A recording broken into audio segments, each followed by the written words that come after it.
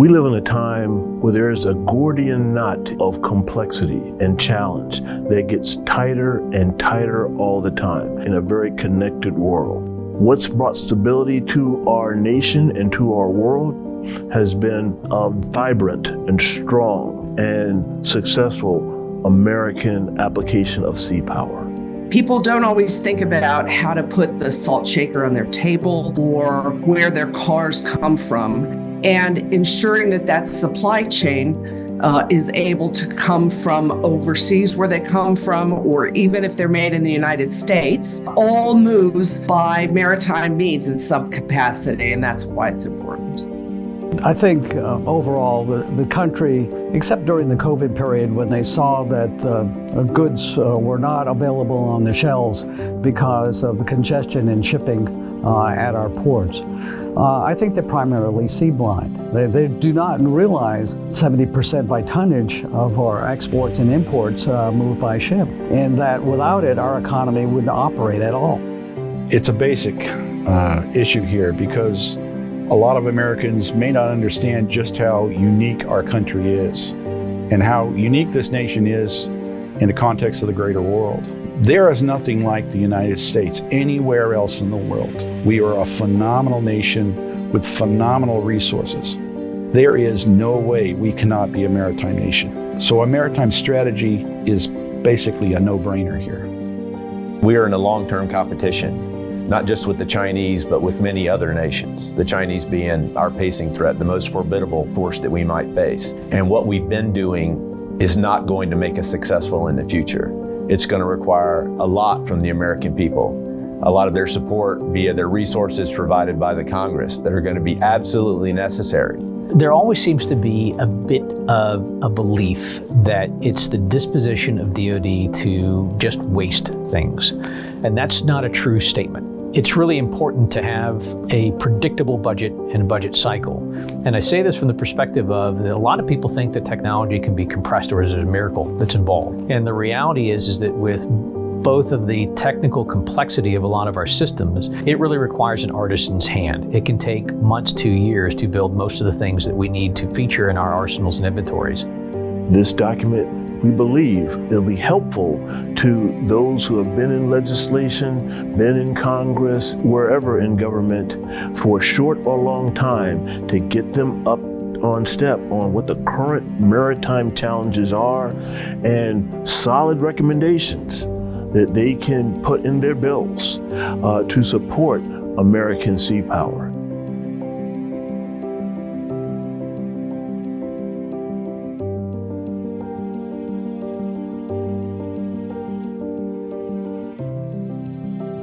The Navy League has done a maritime policy statement for a number of decades. I've been part of it for a while. And what it does is it captures the current and what we can foresee the future state of the challenges in the maritime for our nation, for our partners and allies, and what we believe, our team of experts that do the review, and it takes a while, that's why it's every couple of years, to come up with a non-political, objective look at what these challenges and opportunities are across all the sea services and how they're connected. I think that this year's Maritime Policy Statement specifically took it in a place where most Americans could read this and then not see it as just an advertisement for the naval services and for the entire maritime base that exists within the United States government, but also realize there are things that we talk about and get below the surface that are not your typical recruiting poster level advocacy for the services. It's really a descriptor of, hey, average American, this particular thing that you're seeing right now has these issues or these things that need to be addressed. Basically, it's a tool of education, and it's a tool in a couple of different ways. First, we have in our charter about educating the public and educating at a grassroots level. So all of our councils and stuff will use our document to educate our constituents, and they will go out into their local towns and cities and they will educate those people and carry that word. But we also have another responsibility to educate Congress. And as we know, Congress is always turning over, and Congress needs to have that information. I think the document does provide a level of detail for multiple audiences, and the changes into the document from its original parochial service approach to a more holistic is to help people understand the connecting files, how things connect to each other. Nobody fights alone. At the tactical edge, we fight as a joint force, and so each element of the force contributes to all the warfighting functions of that force. The way the document's written now is to help people make those connections, whether there's somebody who's just trying to understand what the Naval Service is trying to do, or a member of Congress or their staff who's trying to translate that understanding into funding. The administration turns over every 4 years, and then civilian officials within the industry provide new leadership every few years. And so it's important that periodically you refresh that. And so I think biannually is an important time frame to be able to refresh what the needs are without losing the long-term effect and what those needs continue to be. Well, it has traditionally been released biannually at the beginning of new sessions of Congress. And it's to help inform the new members primarily, as well as the members returning, on what are the issues of concern to the Navy League and what we're advocating for. Instead of being a hard copy published document, it is now an online digital magazine. And the reason that we went to this format is because we're able to update it as international developments change, as well as we see what is happening on the Hill with respect to authorization and appropriation bills. The Maritime Policy Committee for the Navy League United States is excited about going from the old all-print version, which was okay, but it would always get late. It would be out of date from the time it was printed. It would collect dust on tables in offices across America or in halls of Congress, to this digital format that allows us to do what? Link to the other important documents that come out through the years. We got a new administration, so they're going to have a new strategy. We can link that in and see what changes have to be made to the policy statement. We can link to certain events that go on and how that plays into what we're talking about in these different domains. It's very exciting. And I think that the audience, because we live in a digital age, will appreciate it more. We picked things and themes that we think are constants around industry, around some of the issues in maritime industrial base, as well as recruiting personnel. Take your pick of things that are long-term issues. And as we talked about, many of them have fixes that involve years, 5 years or greater. But in order to be able to move at the speed of not only information, but also some of the nuances. This thing we entered into with the theory of the case, this item has changed, that's going to affect a resource option or opportunity. Great, as long as this digital model allow us to provide unique details iteratively on the topics that we've got, we're going to be able to refresh that information and be able to provide a more informed approach to what we're really advocating for, which again has got a lot of seasoned professionals who've researched and done the reasoning through why some of these issues are important. And we think they're going to remain constant. It's just that we're going to end up discovering new information incrementally that we need to be able to adjust on and work with. In many of the cases, the problems, if you talk around Washington, D.C. and you listen in think tanks or in congressional hearings, it sounds like some version of President Carter's malaise speech. There's a crisis of confidence. So this document goes a long way forward to setting a foundation to find solutions and making sure each of the members of Congress understand that there are no simple solutions to this problem. They're very complex. They interact with each other. It's going to take decades and more resources in order to be able to do this. That's, I think, the most important aspect of all of it, is to help them understand that there is a way forward, but there are no easy, simple ways forward. It's very complex, going to take a lot of time, going to take a lot of resources. It's going to take vision from this Congress to the next and to the next to be able to deliver the naval service that our nation needs. I think you have to look at the world is one big symbiotic organization, and we are not just individuals. Everything impacts us. So since our world is so globalized and interconnected, we cannot afford not to be engaged with what's going on. And therefore, this document tries to show that there are threats out there, but threats change all the time. And the threats are not always one nation against another nation. Sometimes it's an ideology against another ideology. Sometimes it's nature against man with climate change and things like that. There's all kinds of different things that challenge our nation from a security perspective.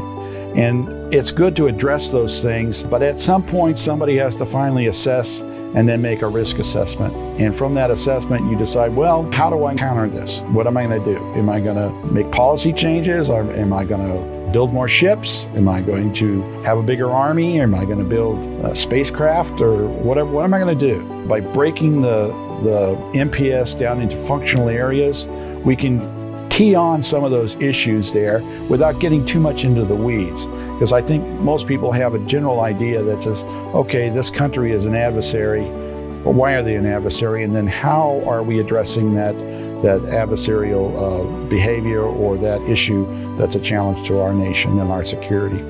Addressing the shortfalls in the maritime policy is going to require a substantial increase in investments, so particularly in the industrial base and into the maritime industry. This can only be done by either through a reallocation of money within the Department of Defense's top line or by increasing the overall defense budget.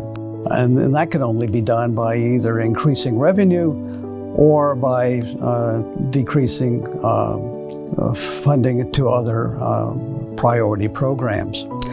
This is going to be difficult in a time where our national debt, as well as the service to the debt, is taking up such a large part of our budget. We all know that the world is not a quiet place. There are threats by countries big and small. The military also is positioned to be able to respond to natural disasters around the globe. And to be able to have the military in a ready status to be able to provide security and safety both at home as well as overseas. The training, the readiness, the equipment, both in the classroom and in the field are so important for the military's readiness status. Additionally, there are initiatives to help ensure that those sailors, those Marines, those Coast Guardsmen, and the merchant mariners are able to serve. Some of those initiatives include quality of life.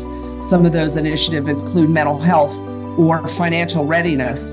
And with competing needs for the finest young Americans to serve in our military comes a responsibility to be able to provide them the training and readiness that they need in order to perform the nation's needs.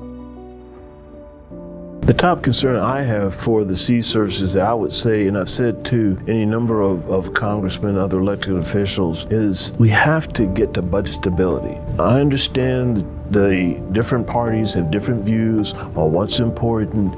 There's work on efficiency that's coming up with the next administration. I understand all that, roger that, but we need to have a stable budget. We need to get away from the CRs, the continuing resolutions. They waste money. They just waste money that we don't have to waste. It's pretty horrible. If you ran your own checkbook like this, you'd be put in jail. The problem is that when you have a continuing resolution, it actually costs the Navy and the Maritime Services billions of dollars. And this is money we never get back because you can't buy new things, you can't start new projects. You're just basically making the light, keeping the lights on. And even then, it's problematical. When there is no chance to plan ahead because you don't have the budget to execute with it, then people just start stopping. And that starts to affect things like shipyards that rely on level loading of a shipyard to keep the people hired. Because the shipyard can't keep people hired if there's no work for them to do. And then it stops you from buying supply parts because you don't have the money to buy new supply parts. One thing leads to the next, which leads to the next. It's the butterfly effect. When you don't have constant budgets, you really start putting a wrench in the works. The biggest concern that I would have for the Congress that's coming in, and no one envies their task, but is to understand the long-term nature of the competition with China, and that there are no simple ways to address it. And there's going to require a whole of government approach There are many aspects that are outside the Department of Defense, but there are also many inside DoD. To build the naval force that we need to compete with the Chinese is going to take decades, but it's going to have to be work that's done each and every year, which is going to require resources, people, ideas, and money to deliver.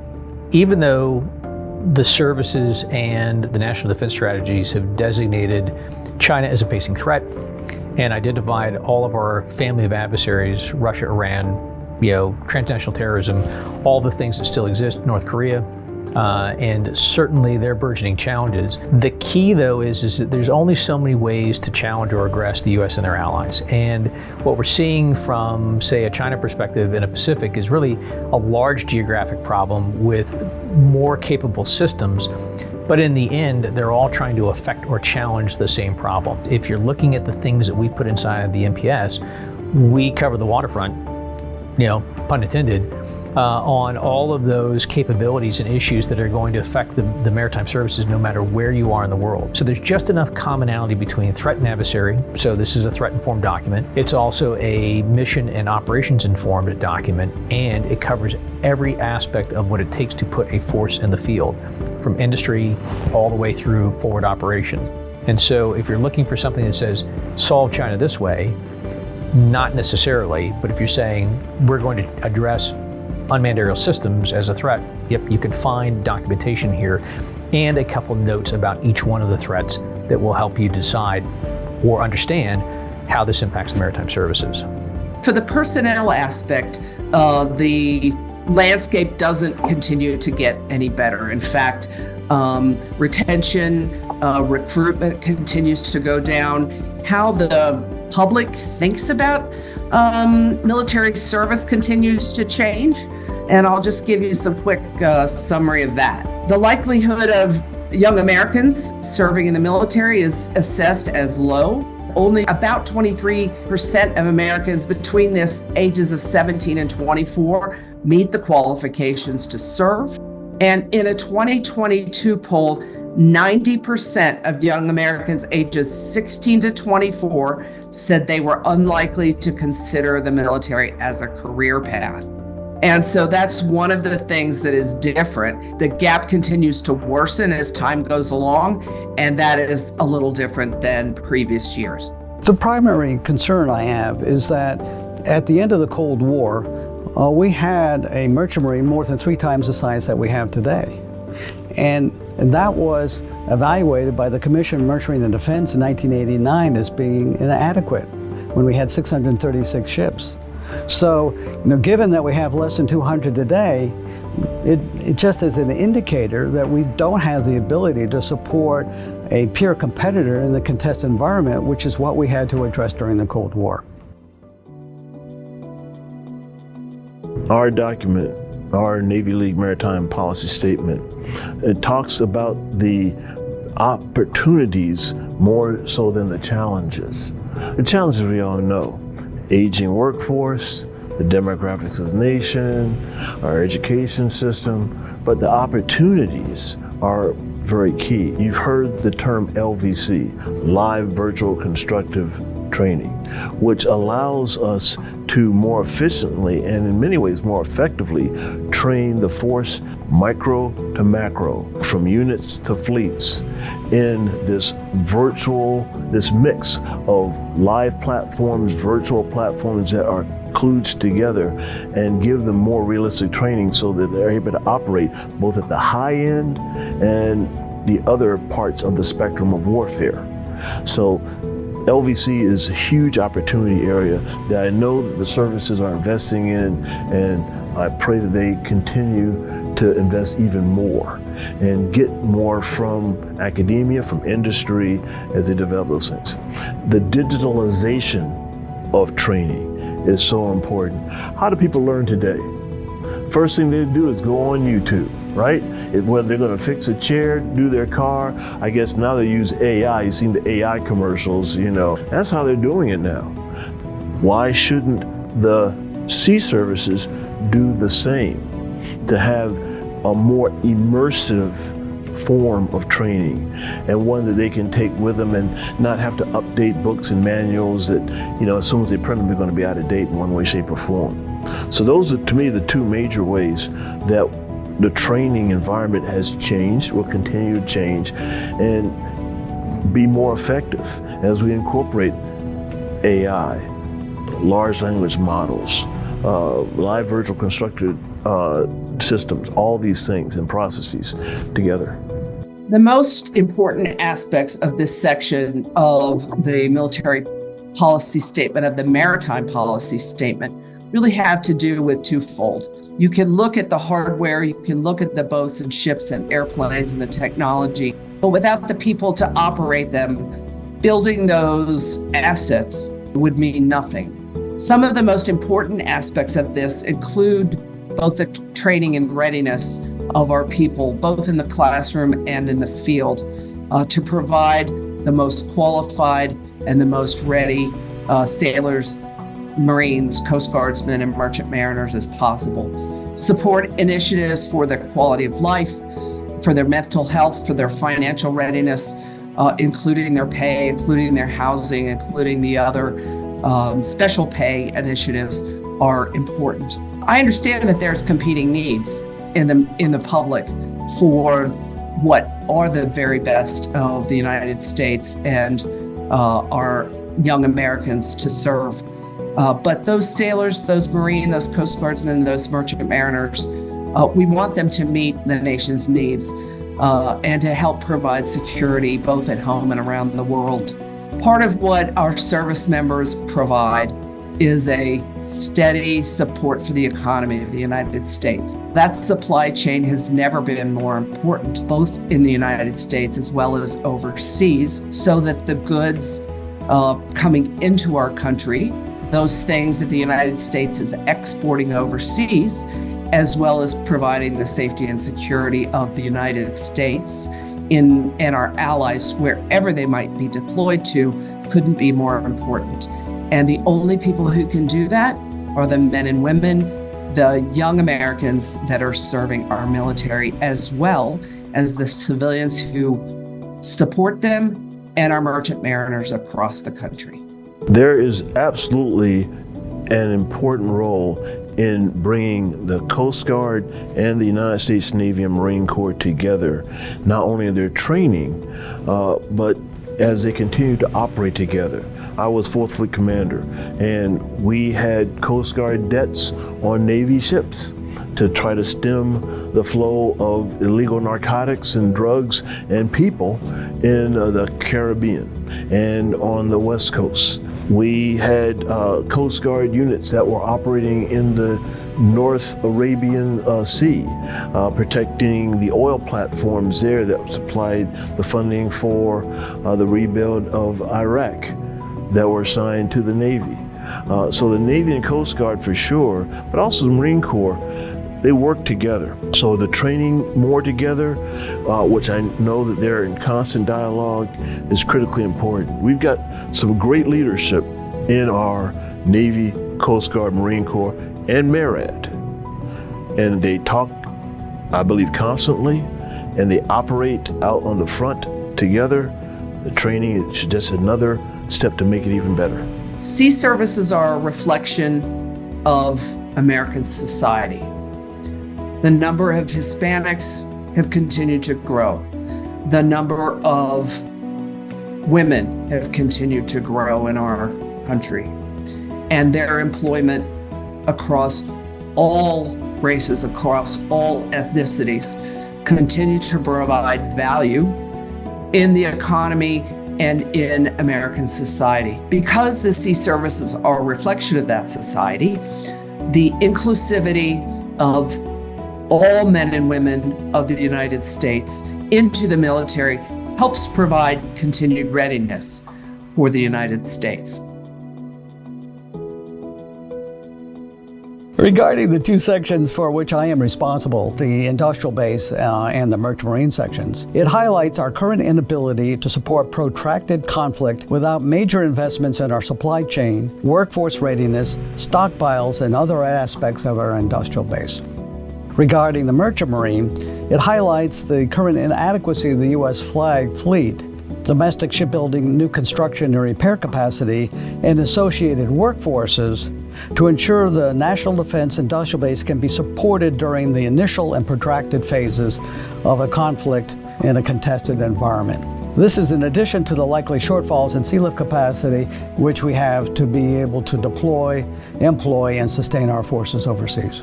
There's a capacity issue. There's only so many shipyards. You can only do so many ships at a time. And those shipyards are involved in making new ships, but they're also repairing old ships, and they're repairing everybody's ship. There's also a manpower issue. We don't have enough qualified workers to do the work, and that comes and goes in cycles. But right now, it's especially hard because, as we've heard from some people in the shipbuilding caucuses that are happening up on the Hill, it's not so much that the work is not there, is that they can't get enough people who want to do the work. And so it's hard to attract people and then keep them here. And then you've got a supply chain issue that you're dealing with. And so you could buy long lead items that you can, but you need to have a budget to buy that long lead item. And so that becomes an issue when you can't get parts to show up on time. Then I can't continue the maintenance that I'm doing, and then things start to drag on. And so all of it kind of comes together, and there's no simple answer. It's not I can just wave my wand and all of a sudden the shipyards are going to be ready to go. To bring on somebody, to train them up properly, to get them so they can do quality work, to give them all of the parts and the training and stuff that they do need takes time. It also takes, on the Navy side or the military side, it takes us to write good contracts. We have to write contracts that tell people what we want them to do, exactly what we want them to do, and not just say, fix this motor. You can't just do that. With respect to jobs in the merchant marine, I think it is such a small segment of our economy. I mean, there are only about 15,000 merchant mariners that sail on the oceans. There are a lot more that are on the rivers, on the tugs and barges, but that's a very small population, and therefore it just doesn't get the visibility like other modes of transportation. I think that one of the provisions in the new legislation will provide advertising capability and capacity for the Maritime Administration to get the word out that this is an industry that does pay well, and that does provide secure long-term jobs, and that it is one of the areas, both is in the licensed and particularly in the unlicensed area, that people can get middle class or jobs. Well, it goes right directly into operations. If I can't get ships out on time, well, then that ship has to do another deployment. I have to train that ship up again. I have to get it ready to go again. I have to assume that that ship's going to be in a good material condition so that once it gets overseas to where it's supposed to be, it's going to be able to operate. Everything wears down, even your car. And after a certain amount of time, if you don't take care of it, it will not work. And you start wearing the ship out after a period of time. The equipment gets worn out. It needs to be replaced. Your people start to get tired. So it affects a lot of different other issues. It just ends up costing you more time and money than you have, and you get into a death spiral and you can't get out of it. And so the maintenance issue is critical to the operations. And the maintenance is also critical to the sustainment issue, because if my ship is in good material condition, I don't need as many new parts to repair it, because things are not breaking as much because the stuff is in better shape. And I've trained the people better and they know how to take care of the gear better. So it all kind of rolls together. You can't just take one of them out and say, well, I'm just going to focus on sustainment, or I'm just going to focus on maintenance, or I'm just going to focus on operations because operations are the most important thing, and that's happening right now. Well, if I don't do the other two, I'm not going to have anything to operate with. So when thinking about technology and development, I think we have a shortfall in that how we understand technological maturity. It's just not something that we've had to do. We built things in-house. What we have begun to understand is that the commercial world has been the place where technological growth has really occurred. And so in the short term, we need to understand better how we take technology that exists and apply it to make the force better now. But how do we ensure that senior leaders, both in the Congress and the Department of Defense, understand where they should place their resources? There are many things that look to be promising, high-powered microwave, a lot of directed energy when it comes to defeating swarms. But again, many of these technologies are still going to require a lot of time and a lot of money to understand. But what we can do from our position is to help advocate for keeping an open mind. That just because it works today doesn't mean it's the solution for tomorrow. The problem is going to be is that there's an urge to keep everything that we have. We're going to have to help the members of Congress and senior leaders take risks. Where are things that they can divest so that we can invest in other forces, but not invest in something that won't be there for 10 years. The investments we need to make are how do we replace it now? Because many of the tactical tasks that affect the force are going to remain. In fact, they all remain, but how we may accomplish them is going to change. And so what we need to do is not just building the confidence of the American people, but build the confidence of the senior leaders forward. The combatant commanders, all the fleet commanders, the MEF commanders, and all below, is that they have the things that they need to persist and prevail tonight, because that's their responsibility. But at the same time, we have a responsibility to their relief, to make sure their relief has the same things. So that is going to be the real challenge, is looking for technology that can help them today, such as things that are in C2 so that we can more seamlessly interface and share information. There's some great things going on at CENTCOM with the Chief Technology Officer and experiments that they're running. There's great experiments being done by CDAO in DoD to do the same thing. But again, we can't lose that responsibility that the people forward are responsible for fighting tonight. Do they have the things they need? But again, we can never fall into the false dichotomy of tonight or the future. We have to do both. The first part of the particular section that I contributed to, technology, one of the things we try to discuss is not the types of technology that are involved in military operations, like Joint All-Domain Command and Control. That's a different aspect. What we're really focused on is those areas that can be encouraged for investment that would make a rapid impact in terms of our industrial base and our ability to manufacture the systems that we need to build. I work with Marine Corps Logistics Command. They have artisans down there that work at the Marine Corps Depot Maintenance Command. And one of the things they're experimenting with is a maintenance capability where artisans inside of that are unique in the world can actually talk to other maintainers who are younger, trying to troubleshoot a problem half a world away. And they've put on augmented reality and virtual reality goggles, so doing a mixed reality environment.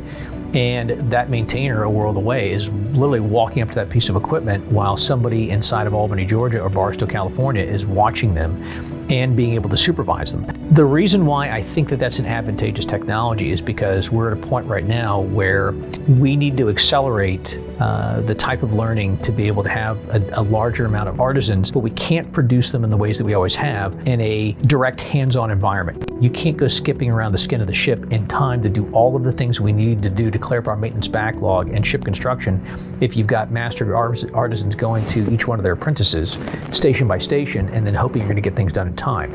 So something like a mixed reality tele-maintenance capability or tele-instruction capability would be an incredible investment.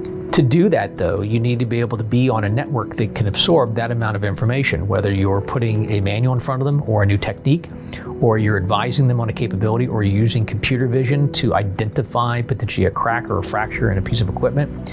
In that regard, you have to be either on a 5G or NextG network. 5G and NextG investment is not just simply something we're talking about in terms of communications efficiency for lethal operations on a network. We're talking about something you can apply inside of a shipyard or an industrial base or a warehouse and be able to process things at faster speeds rather than just have those human delays that come from walking from one end of the space back to the other. The challenge now is that really in the near term, we're working on the edges.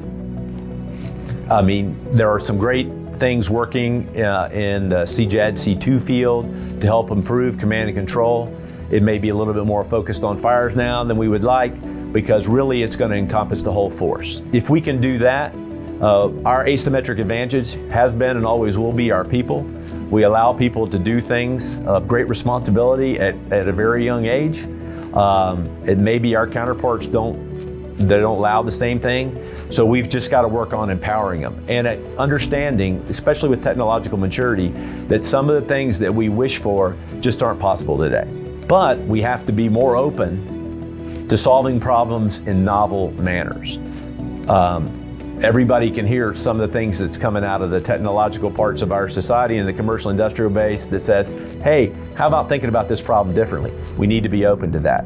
And I would tell you, the old folks like me and older than me, we're not really that open to change. But the young people that really are filling the ranks now in the Navy and the Marine Corps, they're very open to this. They're very comfortable with technological change. They've seen it their whole life. Just because I'm not comfortable with something doesn't mean they're not. And so I think taking experimentation down to the ship level, to the small unit level, letting them see with it, seeing how they can make themselves better, that's our best path forward in the near term. But taking them from where they are at the end of their assignments and bringing them into the acquisition processes so they can help.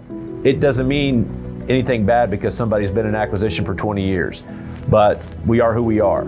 And bringing young people up into those processes, because the processes have proven successful in the past, may not prove successful in the future. So maybe bringing younger people into them will help us look at the future in a different way and be open to suggestions about how we might do a tactical task differently going forward. The last piece that I put into the technology environment, though, is something that has been critical and has become more open since, say, the disaster with the McCain and some of the other ship incidents we've had, either damage to vessels, collisions or encounters, which is our ability to do at-sea repair and maintenance and salvage. That has been an incredibly decremented capability. That the problem right now is that in order to achieve parity or at least some kind of competitive edge against the PRC, for example, the scale of their Navy, ours has to be able to endure at sea. And if you don't have that damage and salvage and repair capability afloat, there is no way we're going to be able to have those capabilities persist, because it's just going to be routine maintenance, and we just don't have time to go back and forth between ports and do that type of operator depot level maintenance. I say that to say too that also becomes another issue with weapons as well, and platforms too. The inability to be able to rearm at sea and afloat has been talked about for 20 years that I'm aware of, and only in this last year have we started to see some inroads in at-sea rearming. So that type of technology too is a very simple investment that allows us to stay persistent. It doesn't need to be exquisite or unique. Some of these things are very simple to employ. And we're not even talking about the larger industrial technologies like tool and die and other things that have had long-standing issues.